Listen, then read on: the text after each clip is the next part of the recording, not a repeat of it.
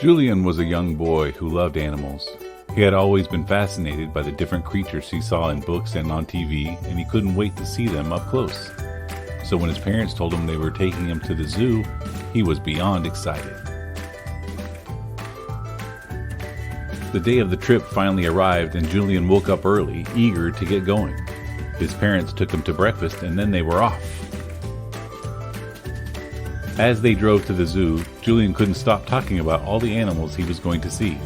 He had a list of all the animals he wanted to see, but at the top of his list were the flamingos. When they arrived at the zoo, Julian's excitement was palpable. They walked through the gates and he could feel his heart pounding with anticipation. They made their way to the flamingo exhibit, but as they got closer, Julian started to feel uneasy. The flamingos were making loud, squawking noises, and Julian couldn't help but feel scared.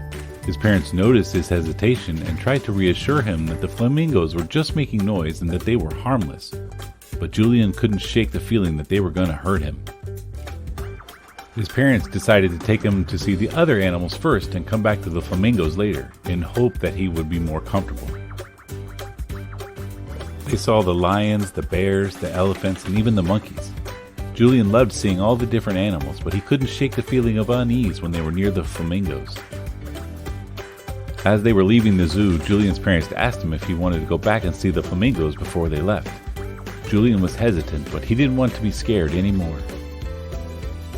They went back to the flamingo exhibit, and Julian's parents stood next to him as he approached the enclosure. The flamingos were still making noise, but Julian tried to focus on how pretty their feathers were. He realized that the flamingos were just being themselves and that they weren't trying to hurt him. He felt a sense of calm wash over him, and he smiled. From that day on, Julian had a newfound appreciation for the flamingos and all the other animals he had seen at the zoo.